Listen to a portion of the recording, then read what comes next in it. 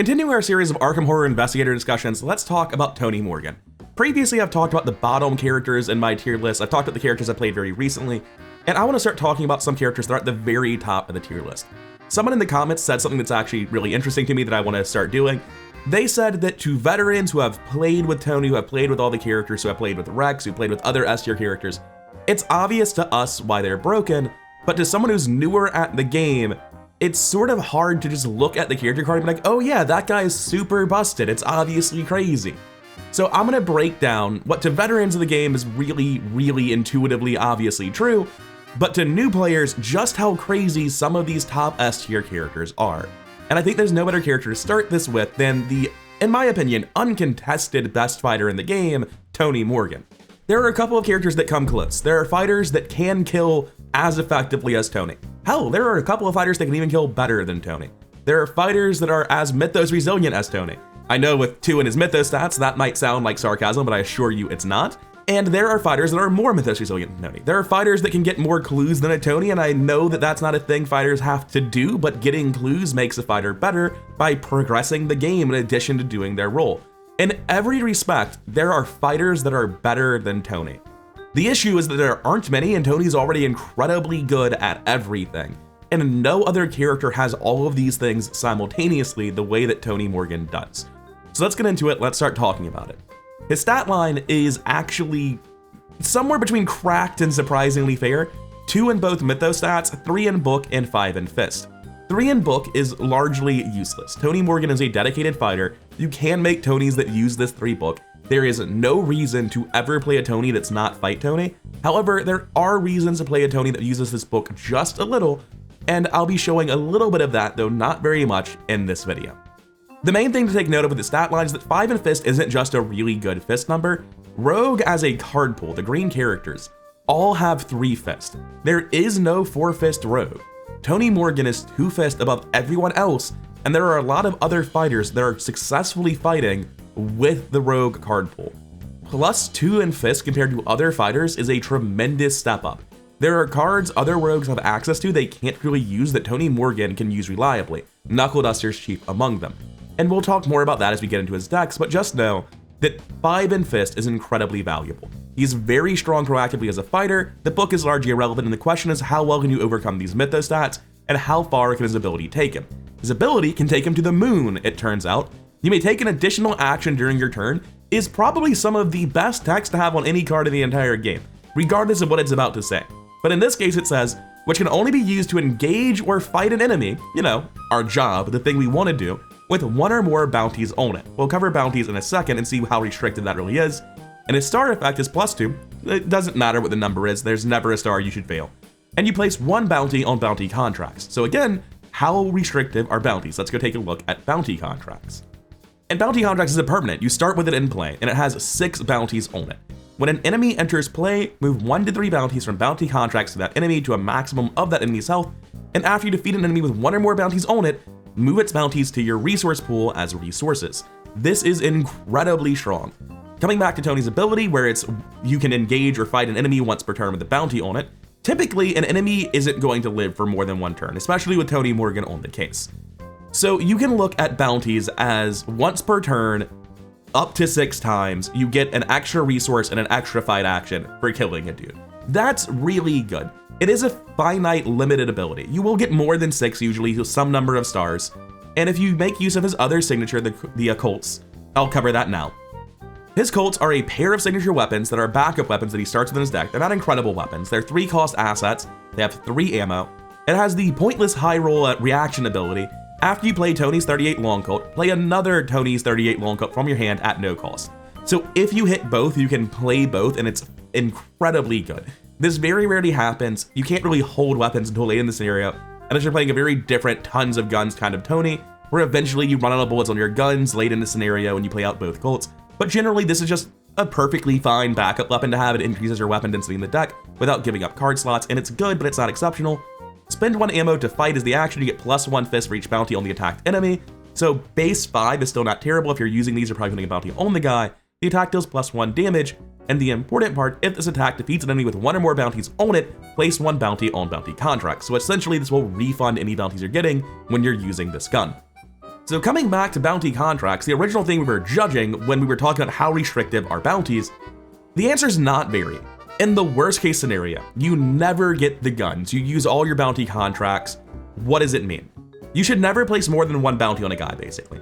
Even if you draw no economy, all assets, it's typically still wrong to dump like 3 bounties on a guy to emergency cash, because then you get less actions later in the scenario. Typically, every time an enemy spawns in the early game, you put 1 bounty on them, the first enemy in a round. If there are multiple enemies, you can't use your ability more than once a turn, so you wouldn't put bounties on the subsequent ones. So on the first couple of turns when an enemy spawns, let's say the first 3 turns you get an enemy, you're gonna use 1 bounty, get 1 bonus action, get 1 bonus resource. And in the early game, you end up 3 resources, up 3 actions over every other fighter. In the late game, you tend to be a bit more conservative unless you're getting a lot of stars or you have the long colts in play, where you're saving 1 for a boss and then you're saving the other 2 for uniquely bad situations, or because you'll use like maybe until you're down to the very last 2. That 4th one you're willing to spend a little bit frivolously, but you're not willing to go down to 1 really. You want to save 2. That way if you get an enemy cascade and you're all like young deep wind bull, you need that contract available. You need the extra action. You save the last 2 for an enemy cascade, for a uniquely awkward enemy, for a just random tough enemy in the deck that might be hard to deal with. And you save the very last one in case that happens again, or in case there's a really tough boss. That's typically how bounty contracts go. Even assuming it's only 6 actions, 6 resources, that's an incredible ability. And because Tony is a rogue who is scaling up as assets interplay over the course of the entire game, having an ability that is finite and front-loaded is actually really good. Especially that ability is 1, giving you actions to make up for your setup time, and 2, giving you resources to better enable big money, which is what we will be talking about with Tony Morgan, because it's hard to justify not playing big money on Tony, for reasons we will get into. Tony's weakness, his quarry, is sometimes ancient evil, so you do need to mention this. It's not a big deal. 4-3-1 is something Tony can easily kill. Spawn furthest from Tony depends on the map how bad that is, aloof so it won't ever hurt anyone else. And when you kill it, which will be surprisingly easy despite being a 4-3-1 aloof enemy because it starts with a bounty on it, meaning you get a free action to fight and engage it, it will give you a resource. It's definitely not trivial, it absolutely does matter, but I have never seen Tony's quarry be even remotely close to backbreaking. It's a pretty mid weakness, and on a lot of maps it is a trivial weakness. So coming back to Tony, I think his ability is cracked. And when I say I think his ability is cracked, that is too soft of a phrasing. Tony's ability is absolutely busted, probably the best fighting ability in the game, and I think the community is generally in consensus with that statement. It is incredibly powerful. 6 actions and 6 resources when played correctly is the minimum. It often gives you more than that. And I do need to reiterate, it's not just 6 actions. It's not 6 actions where your fighter twiddles his thumbs. It's not 6 actions of pointless meandering. It is 6 actions during the turns where you spend your resources for the actions. It is 6 actions that are going to be the hardest fight actions on the most difficult turns of the game. It's going to be 6 actions making up for additional setup time and giving you the time to set up more than you otherwise might. These are incredibly good actions where you're taking fight actions that you otherwise wouldn't get to have, and they are top tier. There is very little a fighter can do that is better than this, and if you have one of the games on Tony where you just keep hitting the star and you have 9-10 bounty contracts, you're really just bullying the enemies at that point. Coming down to his deck building, he's one of the choose your own deck building characters. You get to choose at deck creation Guardian, Seeker, or Survivor. You get Rogue 0-5, Neutral 0-5, and 10 level 0-1 events and or skills of your chosen secondary class. I don't really know what Survivor Tony does. Survivor cards are good enough that it's not bad at all, but I don't know what the niche of Survivor Tony is. Guardian Tony is undeniably better at fighting. You get access to Vicious Blow level 0, Strong Armed level 1, Stand Together for economy and team support. And team support economy is something that Tony Morgan's uniquely good at. We'll get into that in a second. Tony Morgan with Guardian is definitely better than other versions of Tony at killing. Uniquely, it gives him sweeping kick, pretty much the only way he can reliably dodge short of a massive big money. However, I find that just rogue only Tony Morgan is more than good enough at fighting, and I personally, this might be a weird thing that's not community consensus at all, but I think he's best as Seeker. And let's go look at his decks and start talking about why I feel that way. This is how I would run a level 0 Tony Morgan. This is adapted from my Innsmouth campaign and forever ago on the channel. There's not a ton from Hemlock Vale that really changes how I think about the character.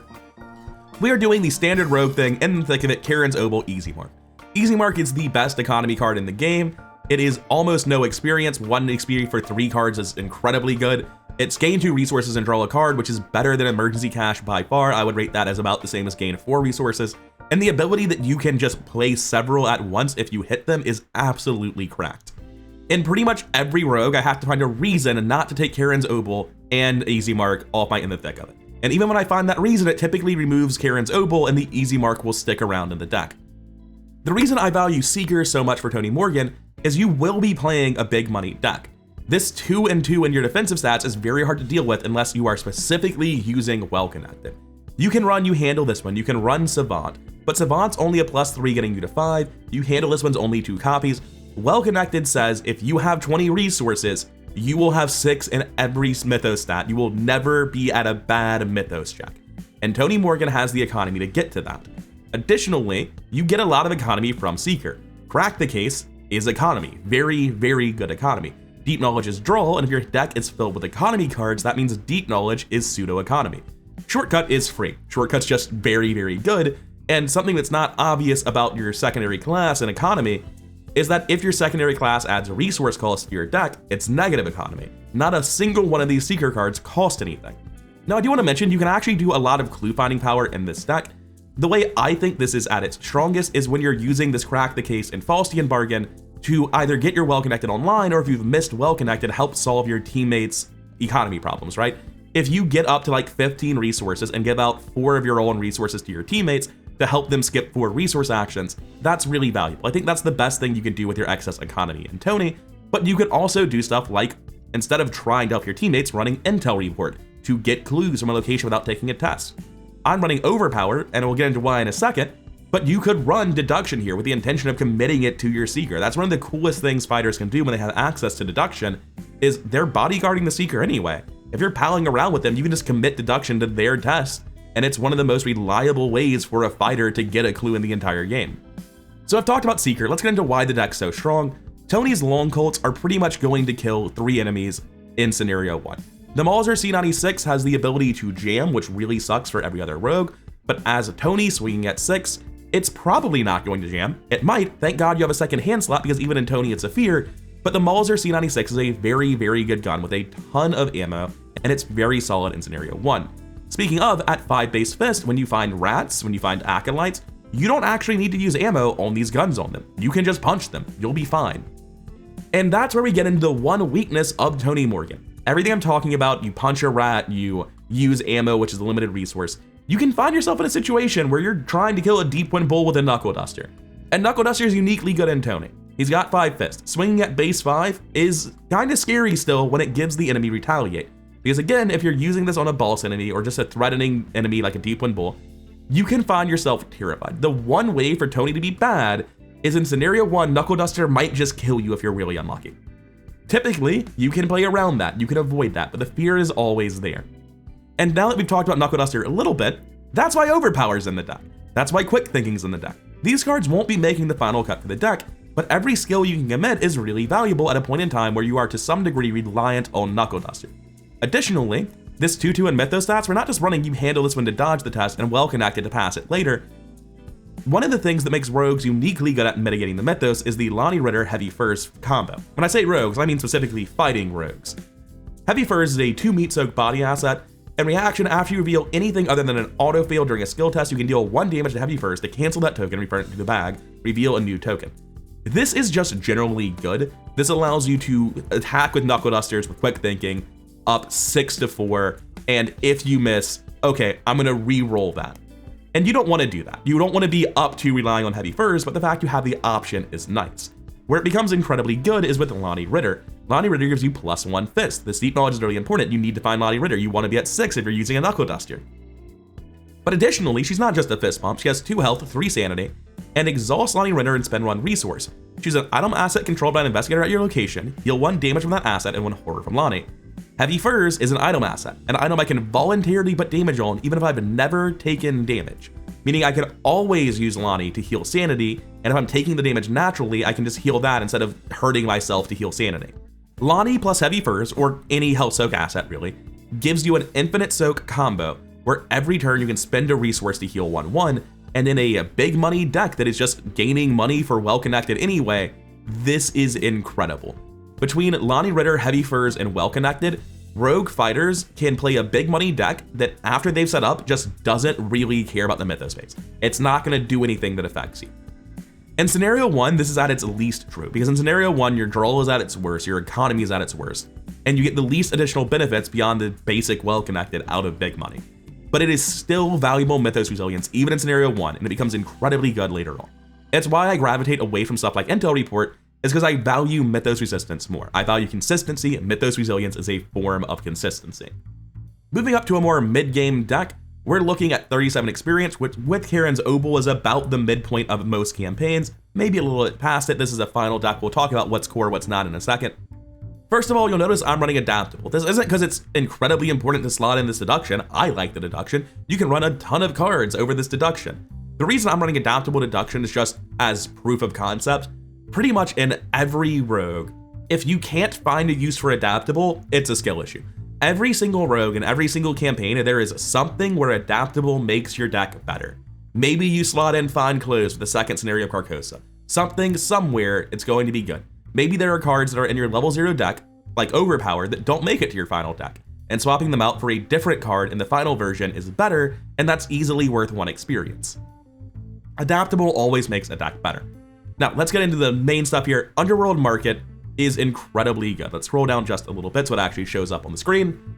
Underworld Market is a way of consistently finding any illicit item. What illicit item? Well, Switchblade. Really just Switchblade.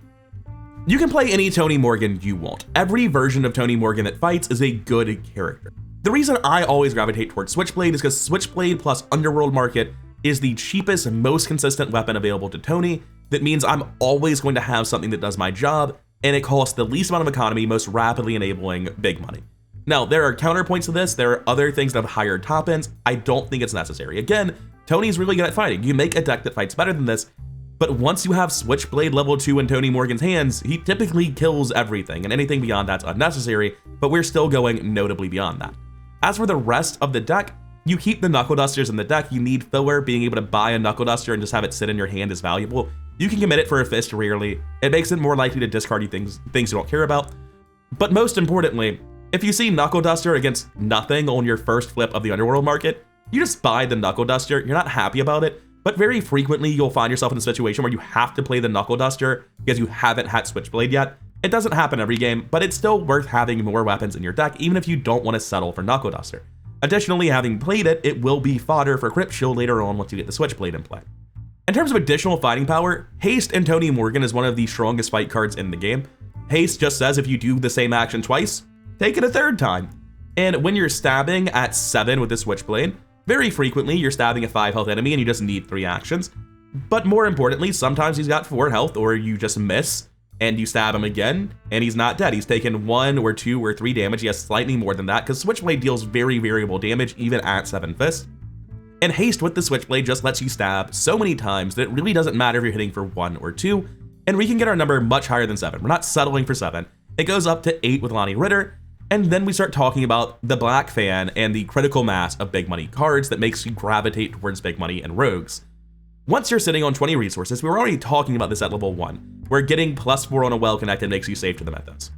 When we're already aiming for that as part of our game plan anyway, it's so incredibly strong to just go fully into big money. If well-connected was our best solution to 2-2 Mythos, then the Black Fan is going to be giving us +1 health and sanity. That barely matters. But at 15 resources, we can get an additional action every turn, and at 20 resources, we get +1 to each of our skills.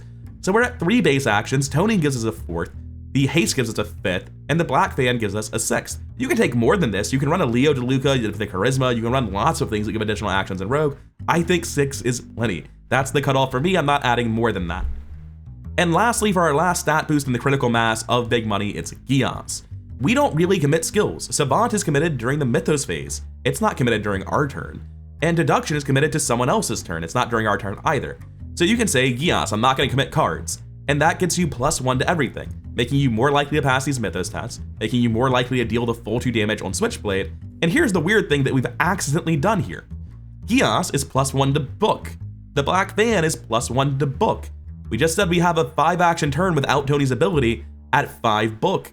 You can actually clear out 3 shrouded under locations in a fully set up big money Tony Morgan. That's why he is #technically flex. He's not meant to be, this is a main fighter. But main fighter Tony Morgan will regularly deal with all of the enemies and then find himself twiddling his thumbs, and unlike many other fighters, once he's done setting up, because he has time to get all of his shit in play and play all of his cards, I was like, screw it, I guess I'll do it myself and start finding clues. It's wild. Beyond that, the deck is largely what you saw on the original deck. We've added Payday for some additional economy, but really there's not a ton more going on here. The hidden pocket is largely irrelevant. Once you have Knuckle Duster and Black Fan in play, you don't need the hidden pocket, but there's not stuff you actually need to fill out the underworld market. Stuff like Liquid Courage is entirely filler because we need 10 illicit cards and just put in the deck to do that.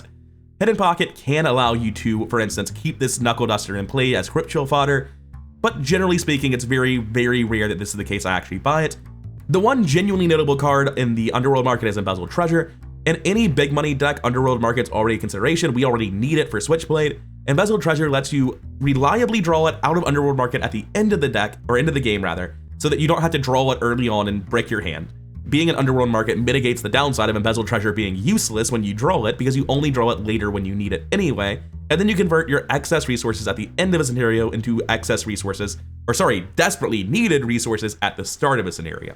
Embezzled Treasure in the underworld market is actually pretty huge and helps smooth out Tony a lot. So what's core in the deck? 2 copies of Switchblade and an underworld market. That's 8. That's the core. That's all you actually need. After that, it depends on the campaign. Are you really, really scared of the Mythos phase? You might get Savant immediately. Odds are this lucky cigarette case is like the least important thing here, because you don't really reliably pass by a ton on Tony Morgan. Like I was saying with the Switchblade, it's super normal for me to just randomly have to stab a guy twice and be frustrated by it, because I'm just swinging at 7, he's got 3 fists, I get a -3 or a -4, it takes 2 stabs. I stab a lot, it's not a problem.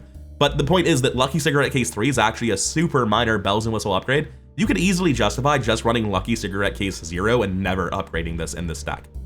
Gios is the last part of big money you ever care about, so as soon as you get Underworld Market in your knives, in my opinion, you're pretty much like get Payday. If you're feeling stressed on economy still, maybe buy a hot streak over an emergency cash. And then you go directly into Black Fans. Oh, sorry, Haste should be in that list as well in the core deck. 10 experience, 2 Switchblades, Haste, and Underworld Market. But after that, yeah, get the last bit of extra economy you feel like you might need. You should be able to tell from your first few scenarios how much more you need for Well Connected to feel good. Get your upgraded Well Connected, get your Black Fan, get your Gios, and stop committing cards during your turn. It's really straightforward in terms of how you upgrade this. Cigarette Case is super bells and whistles, big money second, fighting first. And just, Jesus Christ, Tony Morgan's a menace. Because of how strong Well Connected is at mitigating the Mythos, in my version I have 1 you handle this one, 1 Well Connected because I'm a greedy idiot and I don't want to buy the second Well Connected level 3. I don't want to play a Well Connected and then play a second one later, it feels really bad. So I'm just being incredibly greedy. This really should be a second Well Connected that just isn't upgraded. But I'm a dumbass. This is how I make my decks. It's stupid and wrong, but I'm like, I've got 2 copies of Savant, Anna, you handle this one. I can afford to hold out for the Well Connected, right? But the gist of why Tony Morgan is so strong really just is he gets 6 extra actions to his job, and he does his job very reliably with 5 fists in the rogue card pool. The only real weakness he has, because he's so good at mitigating his Mythos resilience, is those early scenarios with Knuckle Duster. And fun facts, that weakness is probably about to cease to exist, because Michael McGlynn's coming out. And I will be absolutely appalled if Michael McGlynn does not come with at least 1 good level 0 rogue weapon that Tony Morgan can make use of. And when it does come out, Knuckle Duster, the one weakness the deck has, is about to leave, leaving us with a character that really has no flaw. He already gets to be an S tier because he's so strong. I don't know that he gets to move up because the people above him are genuinely broken, but Tony Morgan is incredibly effective at fighting, smooths out his own economy well enough to use Well Connected from scenario 1 when he builds a Seeker. He can contribute this to his teammates. He can use it to flex with Intel Report if he needs to. He's incredibly resilient due to Heavy Furs, Lonnie, and Well Connected, as well as you handle this one early, and stuff like Gios Savant later. I really can't tell you a weakness of the character. He's one of the best users of big money in the game, one of the best enablers as well, because again, his ability does just front load several resources into his deck and give him the additional actions he needs, which generally the weakness of a well-connected deck is like you play Well Connected, then you play Faustian Bargain to be up 3 resources with Well Connected and play from where you started, and that's 2 actions that did next to fuck all for a while. But when you get extra actions to do your job off bounty contracts, well, suddenly that doesn't matter so much. You have the actions to spare. Tony Morgan just incredibly effectively enables big money to fix all of his problems, and then before that even happened, he was already great. He was fighting with good numbers, he had access to very, very strong cards with Knuckle Dusters and Switchblade. Because he's using unlimited melee weapons, Haste is incredible in him. I don't have a criticism for the character. This is going to be a common trend in my S tier videos, where I gush about the character for a while and I cover how they solve their problems and I talk about what they're doing that's really strong. And then there's not really going to be a but that comes at the end of it. There's not going to be the counterpoint, because there isn't one. That's why they're an S tier. The only weakness Tony Morgan has is if you autofail Rotting Remains back to back on the first 2 turns, you'll die. That's a flaw a lot of characters have. Anyone that doesn't have 7/7 Mythos Soak has to live with that fact. So it's not really a weakness of Tony per se. But like, yeah, that can happen. Knuckle Duster's a little bit scary. There's really nothing holding him down and so much elevating him. This Mythos resilience numbers don't matter. Rogue card pool just deals with it, especially for fighters. And the 5 in Fist lets him do his job so well, conjoined with his extra actions. It's cracked. It's incredibly good. Brilliant character. Love playing him. And I'm looking forward to seeing some new builds with him when Michael A. Glenn comes out. I think his best deck will be largely unchanged. Knuckle Duster gets cut, maybe he'll have new weapons. But there will definitely be some very cool Tony Morgan decks that use Gatling Gun. Even if it's not optimal, it's going to be sick as hell and still incredibly effective. Anyways, for now, I'm done. I've been rather incoherent. Thank you for your time. If you enjoyed the video, then please do like, comment, subscribe. All that stuff really does help the channel grow, and I greatly appreciate it. And I cannot overstate my gratitude for the great folks supporting me, both as patrons on Patreon and as channel members here on YouTube. I'll see you all in the next one.